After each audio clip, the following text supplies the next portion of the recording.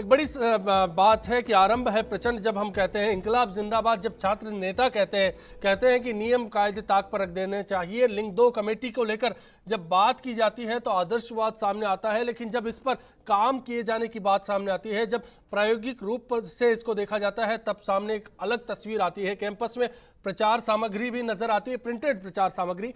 प्रचार का खर्च 5,000 से बाहर चला जाता है।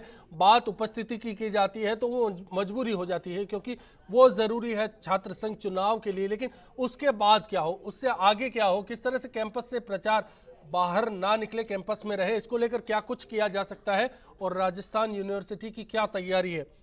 सुरेश जी, क्या तैयारी है इस बार? अगर किसी ने उल्लंघन किया तो क्या स्ट्रिक्ट एक्शन अब आप ले लेंगे? शेड्यूल जारी हो जाएगा तब? बिल्कुल, शेड्यूल जारी होते ही हम लोग, अगर कोई नियमों का उल्लंघन करता है विश्वविद्यालय कैंपस के अंदर, तो हम उसको अयोग्य घोषित करेंगे। जी, एक बड़ी चीज़, लिंग 2 कमेटी के सुझाव के मुताबिक कोशिश ये है कि अपराधी छात्र और भ्रष्ट छात्र रुक जाए, लेकिन होता उल्टा है। आप इस बात से इत्तेफाक रखेंगे कि क्रांतिकारी छात्रों पर इसकी लगाम रह जाती है, जिनका अपराधीकरण हो जाता है वो आगे बढ़ जाते हैं, भ्रष्ट आगे बढ़ जाते हैं, इसमें कहीं कुछ कमियां है? छात्रों को क्रांतिकारी और भ्रष्ट और इस प्रकार का कहना मैं बिल्कुल ठीक नहीं मानता हूँ। लेकिन ऐसा कोई भी केस छात्र हितों के लिए आंदोलन करते समय हमारे छात्र स्टूडेंट जो लीडरशिप जो करता है उसके लगते हैं। रास्ता रोका है, किसी मांग को लेकर रोका है, उसके किसी व्यक्तिगत स्वार्थ के लिए नहीं रोका। तो छात्र हितों को लेकर संघर्ष करते समय एक अहम बात आपने उठा दी, जयपुर की बात कर लेते हैं। JLN मार्ग सबसे व्यस्त रास्ता है, यहाँ पर आए दिन लोग, जब राहगीर वहां से गुजरते हैं, कम से कम छात्र संघ चुनाव से जुड़े 2 महीने जी लोगों को परेशान होना पड़ता है। क्या ये ठीक है, जायज है? नहीं, ये बिल्कुल भी ठीक नहीं है, इसको ठीक किया जाना चाहिए। अभी लास्ट ईयर कौन करेगा, कौन जिम्मेदारी लेगा? लास्ट जब इलेक्शन हुआ था तो उसमें जो JLN रोड था वो चालू था। अगर अपन छात्र संघ चुनाव की बात करेंगे या और भी कोई इलेक्शंस की बात करेंगे तो केवल स्टूडेंट यूनियन इलेक्शन ही नहीं, बाकी सारे चुनाव में भी ये सारी चीजें होती है। इसलिए केवल स्टूडेंट यूनियन इलेक्शन को टारगेट करना ठीक नहीं समझता मैं। और दूसरी चीज है, इतना बड़ा छात्र समुदाय है। ये दोनों बातें कैसे होगी मिथिलेश जी? एक तरफ तो लिंग 2 कमेटी की सिफारिशों के मुताबिक चुनाव हो और दूसरी तरफ रास्ता रोक के प्रदर्शन हो, धरने हो, रैलियां हो, फिर चुनाव नहीं, हो। छात्र संघ चुनाव और आंदोलन, ये दोनों पार्ट अलग है। आंदोलन मतलब छात्र हितों को लेकर मुद्दे उठाना और उनको समाधान तक पहुंचाना, ये काम एक आंदोलन करता है। लेकिन आचार संहिता लिंग 2 कमेटी छात्र संघ चुनाव के अंदर अकॉर्डिंग आती है। कहीं पर भी ABVP भी कहीं पर आपको लगता है कि नहीं ये छात्र लिंग 2 कमेटी की सिफारिशों का यहाँ उल्लंघन हुआ है, हम पूरे स्वीकार करते हैं, उन नियमों को एज इट इज स्वीकार करते हैं। केवल एक 5,000 खर्चीमा न कोई लागू कर सकता है। आप भी इस बात को मानते हैं? मेरा ये कहना है कि छात्रों की तरफ से भी और प्रशासन की तरफ से भी एक इस तरह का एक जागरूकता का अभियान चलाया जाए कि जो भी समस्या लेकर कोई छात्र नेता आता है, तो जो अगर जेन्युइन समस्या है, मैं ये जानना चाहूंगा कि बेहतर आदर्शवादी कौन है, ABP या NSUI?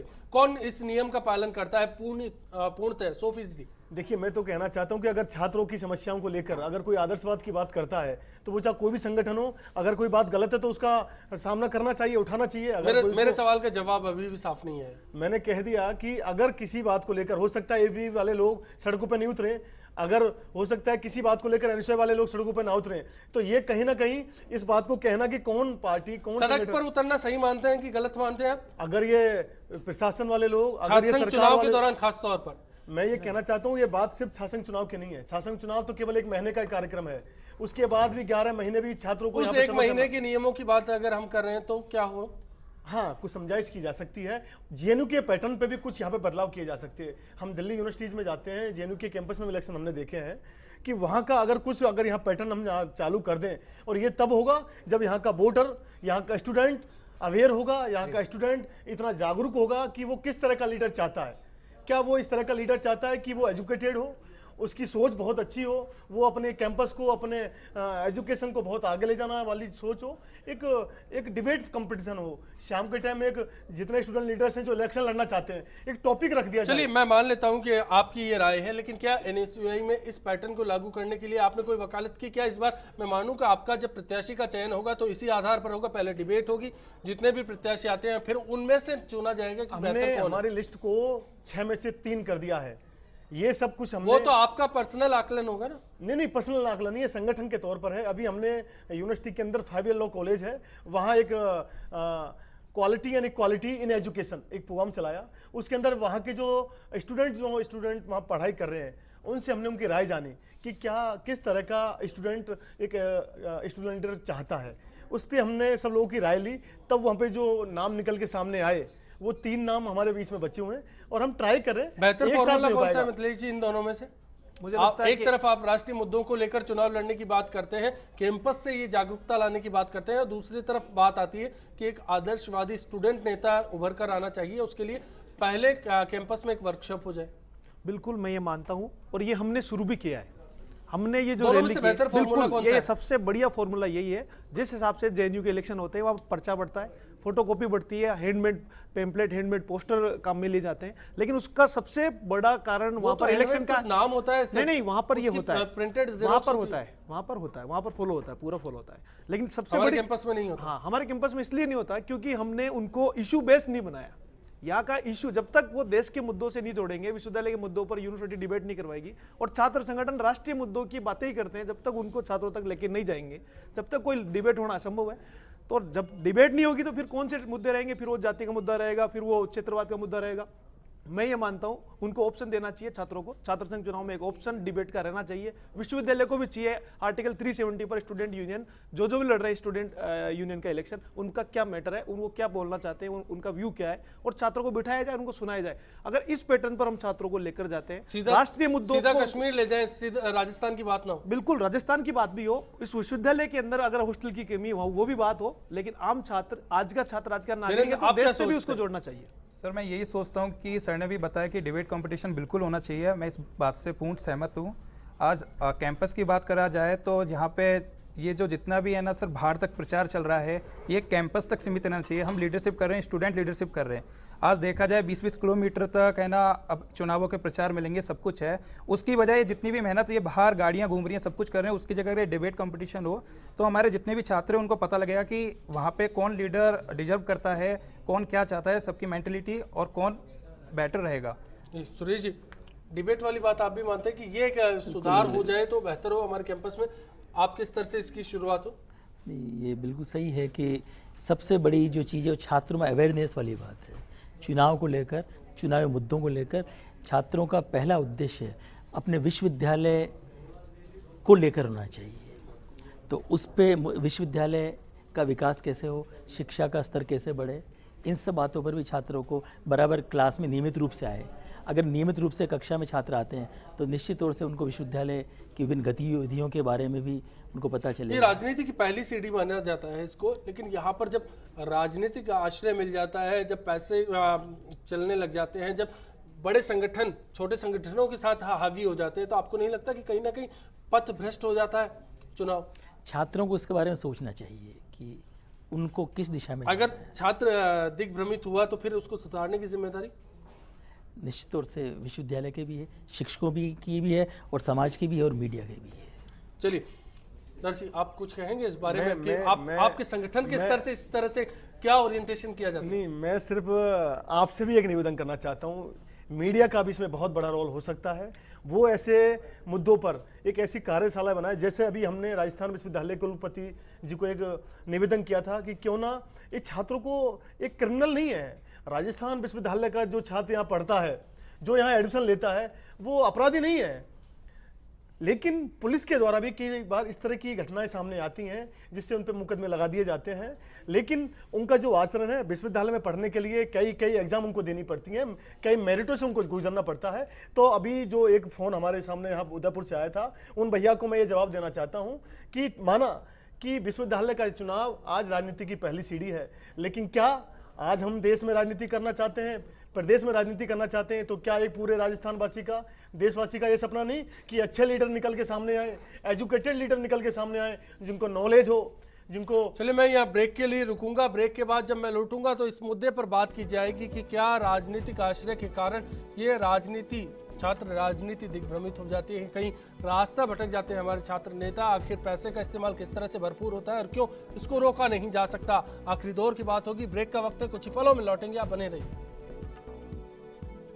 मैं तो प्रशासन से यही दरख्वास्त करूंगा कि कृपया करके इन छात्रों और छात्राओं का थोड़ा सा ध्यान में रखते हुए, इनके हितों को ध्यान में रखते हुए, इनकी पढ़ाई को ध्यान में रखते हुए इन पे थोड़ा सा लगाम कसने की ज़रूरत है। सभी छात्र संगठनों को लिंडो कमेटी के अनुसार चुनाव करना चाहिए, उनके अनुसार चलना चाहिए। ये एक प्रदूषण का चुनाव है, ये कोई ढंग का चुनाव नहीं, इसलिए नियम को ध्यान में रखते हुए चुनाव को जीतने के लिए कोशिश करनी चाहिए। एबीपी को बीजेपी का समर्थन है तथा एनएसयूआई को कांग्रेस का समर्थन है तथा ये पार्टियां अपने लालच के चलते छात्र संघों से अपनी बातें मनवाती है। छात्र संघ चुनाव को लेकर आज से जुड़ा सवाल हमारा था कि क्या कैंपस में छात्र संघ चुनाव के नाम पर खुलेआम लिंग 2 कमेटी की सिफारिशों का उल्लंघन होता है। 92% दर्शक मानते हैं कि हाँ ऐसा किया जाता है और 8% इस बात से इत्तेफाक नहीं रखते। एक बड़ी राय हमारे सामने आ रही है कि नियम तो बना दिए गए हैं, कानून हमारे सामने है, लेकिन इसको लागू नहीं किया जाता। छात्र संगठन इस बारे में अपनी ओर से कोई एफर्ट्स नहीं करते, विचार नहीं करते। वैसे मैं आपसे शुरुआत करना चाहूँगा, आपसे जानना चाहूँगा कि ये बड़ी राय तो सामने आ चुकी है कि नियम कायदे तो ताक पर रखे जाते हैं, कैंपस में छात्र नेताओं को इससे कोई सरोकार नहीं होता। इसके पीछे क्या मानूं, राजनीतिक आश्रय होता है, बेइंतहा पैसा बहा दिया जाता है। 5000 वाला चुनाव करोड़ों तक पहुंच जाता है, लाखों तक पहुंच जाता है। क्या कारण है इसका? देखिए, ये सही बात है कि कहना एक अलग है, लेकिन रियल में पैसा कैंपस में बहुत बहाया जाता है। इससे मैं बिल्कुल मैं इस बात को छुपाना नहीं चाहता हूँ, सबको ये बिल्कुल है। तो कहीं ना कहीं लिंग 2 की जो सिफारिश है उनमें कुछ चेंजेज होने चाहिए, और उसके बाद अगर कोई भी छात्र नेता कहीं पर भी जाकर नियमों की अवहेलना करता है। मेरा यही सवाल है कि जब नरसी किराड़ बोल देते हैं कि उन्होंने 5000 की खर्च सीमा में चुनाव लड़ा, बिना किसी वाहन संसाधन के चुनाव लड़ा, तो उसी दौरान उनके साथ रहे अध्यक्ष इस बात का दावा क्यों नहीं कर पाते? उस समय हो सकता है कि पहला चुनाव था, हमने 5-6 सालों तक मेहनत की, तो उस समय स्टार्टिंग थी, तो लोगों का प्रेम और लोगों की आपकी बात छोड़ दीजिए, आपके अध्यक्ष क्यों नहीं, आपके साथ ही संगठन के चुने गए नेता क्यों इस बात का दावा नहीं कर पाते? ये उनकी पर्सनल सोच है कि उन्होंने कितना पैसा खर्च किया, उन्होंने कहां से ये सब चीजें की। ये आदर्शवाद खुद तक लागू होता है, लेकिन जब लागू करने की संगठन में बात आती है तो नहीं हो पाती। मिथिलेश जी, मैं आपसे जानना चाहूंगा कि ये जो विचारधारा वाली बात है, राजनीतिक आश्रय वाली बात है, बेइंतहा पैसा इन्वेस्ट किए जाने वाली बात है चुनाव में, क्या सिर्फ जीत के लिए ये जरूरी है? नियम कायदे आदर्शवाद यहाँ सब हवा? जी, इसमें जो नियम की बात हो रही है, 5000 खर्च सीमा की बात हम लोग कर रहे हैं, ये केवल वो जो छात्र संघ चुनाव लड़ने वाला वो नियम तोड़ रहा है। खर्च की बात नहीं कर रहे, अब हम लोग ये बात कर रहे हैं कि इस खर्च का पैसा कहां से आता है, कैसे प्रोत्साहित किया जाता है? क्या सिर्फ जीत, सर्वोपरि जीत के लिए सब कुछ ताक पर रख दिए जाए? दो बात है, एक 5000 खर्च सीमा और दूसरा 75 अटेंडेंस, ये दो नियम है। एक नियम छात्र तोड़ता है, दूसरा नियम प्रशासन तोड़ता है। 75% किसी की अटेंडेंस है क्या? तो नहीं है। फिर दूसरी बात जो आपने कही कि साहब राजनीतिक प्रेशर, तो मैं ये मानता हूं एबीवीपी को किसी पार्टी का राजनीतिक प्रेशर नहीं है, और हमारे द्वारा कोई भी ऐसा कोई छात्र नेता किसी के पास नाम है तो बता दे कि नहीं साहब ये है। दूसरी बात ये है कि जो आप बता रहे हैं ये भी इलेक्शन लड़े, ये भी सहमत नहीं, मैं सहमत नहीं है, लेकिन मैं इनके बारे में बताना चाहता हूँ। 5000 खर्च सीमा में अगर ईमानदारी से कहेगा तो 5000 खर्च सीमा में कोई चुनाव राजस्थान विश्वविद्यालय में अपने सवाल से भटक रहे हैं। मैं ये कहना चाहता हूँ, उनका सवाल यह है कि क्या छात्र संगठनों को राजनीतिक पार्टियों का आश्रय है? मैं ये कहना चाहता हूं कि ये बिल्कुल सही बात है, ये सही लेकिन है, एनएसयूआई लेकिन ना केवल एनएसयूआई, मैं आपको इसका एग्जांपल देना चाहता हूं। अभी पिछले 10 दिनों पहले जब राजस्थान विश्वविद्यालय में एपी के छात्रों द्वारा सड़क रोकी गई तो उन पर कोई लाठीचार्ज नहीं किया गया। अगर वही संघ एनएसयूआई के लोगों ने वहां केवल सड़क रोकी, छात्र इकट्ठा हो रहे थे, उससे पहले उन पर लाठीचार्ज किया, ये केवल सरकार की दमनकारी नीति है। इनकी जानकारी मैं ये कहना चाह रहा हूं कि छात्र नेता द्वारा पुलिस पर अभद्रतापूर्ण, मतलब बहुत लूज कमेंट एनएसयूआई के स्टूडेंट लीडर ने किया, तो पुलिस ने उन पर कार्रवाई की। दूसरी बात, छात्र पर लाठीचार्ज का मुद्दा है, तो सीकर के अंदर बहुत जबरदस्त लाठीचार्ज पुलिस ने एबीवीपी पर किया। वहां पर आंदोलन कर रहे थे, एसएफआई आंदोलन कर रही थी। मैं यही जानना चाहता हूं कि ये क्या, ये तस्वीर क्यों नजर आती है? कहीं ये जो बिगड़ी सूरत है इसके पीछे आपको नहीं लगता कि सीनियर लीडर्स कहीं ना कहीं जिम्मेदार होते हैं? उनका इन्वॉल्वमेंट कैंपस के अंदर नहीं होना चाहिए, उस पर भी पाबंदी लगनी चाहिए? देखिए, उनका इन्वॉल्वमेंट तो है नहीं, लेकिन ये जरूर है कि उनकी पार्टी से, उनके संगठन से, चाहे वो एबीपी हो चाहे एनएसयूआई हो, कि वो मेरे ख्याल से धीरेन्द्र इस बात का जवाब साफ तौर पर दे पाएंगे कि क्या सीनियर लीडर्स कहीं ना कहीं आप जैसे नेताओं के लिए परेशानी पैदा करते हैं इन बड़े संगठनों को आश्रय देकर? सर, कुछ जगह देखा जाए तो कुछ इन्वॉल्वमेंट आता है सीनियर लीडर्स का, कि जो हमारे पास्ट प्रेसिडेंट रहे हैं अब तक, वो किसी ना किसी पर्टिकुलर कैंडिडेट को सपोर्ट देते हैं अपनी छवि के कारण सर। और मैं नरसी जी की बात से बिल्कुल सहमत नहीं हूँ। अभी अगर आप जिस तरह से बता रहे थे कि सबसे ज़्यादा ये रूल्स और रेगुलेशन तोड़ रहे हैं वो NSUI के कैंडिडेट ही तोड़ रहे हैं। आप जो भी जितने कैंडिडेट है आज 15-15 गाड़ियाँ लेके घूम रहे हैं और उसमें 75% आउटर्स होते हैं, यूनिवर्सिटी कैंपस के 25% स्टूडेंट भी नहीं है, कार्ड उछाल रहे हैं देखिए और कैंपस को गंदा कर रहे हैं वहाँ पे। आप कैसे जज कर सकते हो? अभी आइडेंटिटी कार्ड मेरे सामने, हाँ DSW सर बैठे हुए हैं, आप बताइए विश्वविद्यालय ने अभी तक आइडेंटिटी कार्ड जारी नहीं किए, तो आप कैसे कह सकते हो कि वो बाहरी छात्र है? अगर किसी स्टूडेंट लीडर के पास ये तो हमारी बात है कि NSUI के लोगों के पास हजारों लाठी और न्यूसेंस है तो लाठी चार्ज करेंगे। हाँ, दूसरी बात है कहीं पर भी किसी भी कार्यकर्ता, वो स्टूडेंट होगा, NSUI का होगा, ऐसा किसी भी संगठन का होगा, अगर लेकिन आप दोनों बात इस बात को गोल कर जा रहे हैं। जो बात धीरेन्द्र ने उठाई है कि इस कैंपस में लगातार बड़े लग्जरी गाड़ियां आती है तो 5000 में कोई लगातार पूरे चुनाव में इसको मेंटेन नहीं कर सकता। इसमें एक सबसे बड़ा चेंज होना चाहिए प्रशासन की ओर से। 5000 रुपए कब से काउंट किया जाता है? जिस दिन से विश्वविद्यालय अनुसूची वो जारी कर देती है, अधिसूचना जारी करने के बाद, तो 5000 रुपए उस दिन से काउंट होता है। या अगर करना है तो ये फर्स्ट डे से चालू करें जिस दिन से कैंडिडेट चुनाव लड़ने की तैयारी कर रहा है। कहाँ पर लगती है आपको? क्या लगता है कि जब आपने अभी तक जितना काम संभाला है उसमें कहाँ ये लूपहोल्स नजर आते हैं जिसका फायदा छात्र नेता, छात्र संगठन उठा लेते हैं? इसमें सबसे बड़ी जो प्रॉब्लम है छात्र नेताओं के साथ, ये एक अपना शक्ति प्रदर्शन करते हैं, एक लवाजम के साथ किस तरह से हम अपना आवेदन शो करते हैं। तो इनको इस बात को समझना चाहिए कि हम विश्वविद्यालय प्रशासन की मदद करें और सहयोग करें कि विद इन ए लिमिट रहने की कोशिश करें। ये छात्रों को स्वयं को सोचना होगा। चलिए, मैं आपसे फिर फाइनल कमेंट के लिए बात करूंगा। मिथिलेश, आपसे मैं जानना चाहूँगा कैसे बेहतर चुनाव बनाया जा सकता है, इसके लिए क्या प्रयास होंगे? पहली बात, छात्र संघ के लिए जो लिंगदो कमेटी की सिफारिशें हैं जिसके अंदर सुधार करना है, उसमें सुधार छोड़ के बाकी बात है। मैं बाकी बात पर यह है कि किसी भी आश्वासन लेना चाहता हूं कि पूरा राजस्थान इस बार छात्र संघ चुनाव में आतंकित ना हो। दौसा की तस्वीर बीते छात्र संघ चुनाव में हम देख चुके हैं।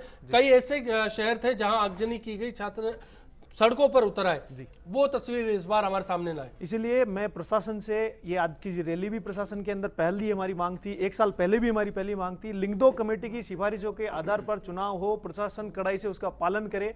ये जब एक बात सत्य, प्रशासन को ही पालन करवाना है, संगठन को या कैंडिडेट को पालन नहीं करवाना है। जिस दिन ये पालन करवाने लग गए उस दिन छात्र संघ चुनाव सुधर जाएंगे। मैं मानता हूं लिंगदो कमेटी की सिफारिशों के बाद अगर हम पुराने चुनाव देखेंगे तो इस बार जो चुनाव हो रहे हैं बहुत अच्छे चुनाव हो रहे हैं। उससे पहले बहुत विविध दृश्य देखे जाते थे। अभी और आने वाले समय में इसमें सुधार होगा और अभी मेरा आग्रह है इसके लिए बेहतरी के लिए लिंगदो की सिफारिशें जिम्मेदार है। आप मानते हैं बेहतरीन की लिंगदो कमेटी की सिफारिशों के लिए से ही ये सारा चुनाव सुधरा है। देखिए, जब तक जो लिंगदो की सिफारिशें हैं, जब उनको बना दिया है तो उनकी पालना क्यों नहीं हो पा रही है, इस बात पे भी हमें गौर देना है। दूसरा, छात्रों को भी ये समझाइश के द्वारा कोई इस तरह के कैंपेन चलाए जाएं प्रशासन के द्वारा। जैसे अभी कैंपस में एक संवाद का कार्यक्रम था, इसी तरह से एक छात्रों का, छात्र नेताओं के साथ, प्रशासन के साथ इस तरह का एक संवाद का कार्यक्रम चलाया जाए और उनको समझाया जाए कि इससे हमारे विश्वविद्यालय की छवि बिगड़ रही है। आम जो लोग हैं उनकी नज़रों में विश्वविद्यालय का छात्र नेता गुंडे की छवि उनके दिमाग में बन रही है। तो ऐसे हम काम ना करें। ऐसे काम करने से हमारी इमेज ना केवल छात्र नेता की बल्कि विश्वविद्यालय में पढ़ाने के लिए भी बहुत कम लोग आजकल ऐसे सोचने लगे कि हमें विश्वविद्यालय में नहीं भेजना हमारी लड़कियों को, छात्रों को, छात्राओं को। तो क्यों हम एक अच्छा मैसेज दें, ऐसा मैसेज दें जिससे एक आम लोगों के अंदर विश्वविद्यालय की छवि अच्छी बने कि यहाँ का चुनाव, यहाँ का इलेक्शन भी अच्छा है। जाओ बेटा, आप जाओ इलेक्शन में वोट डाल के आओ, एक अच्छे लीडर का आप चुनाव करके आओ। तो इसके लिए प्रशासन को और छात्रों को मिलकर सहयोग करना पड़ेगा।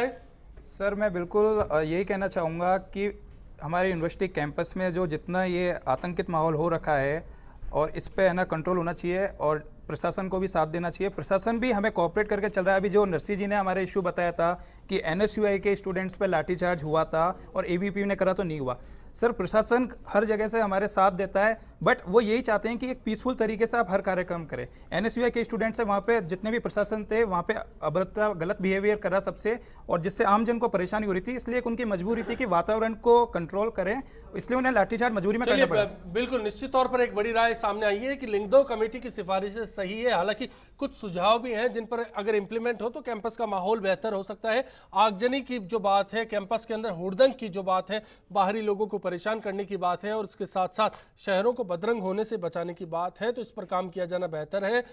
लिंग 2 कमेटी की सिफारिश सही है, लेकिन ये बात अलग है कि जब चुनाव का वक्त आता है तो फिर ये दावे हवाई साबित हो जाते हैं। कैंपस की बात है, राजनीति के आरंभ की बात है, प्रचंड होता जा रहा है। शुक्रिया अदा करेंगे। नमस्कार।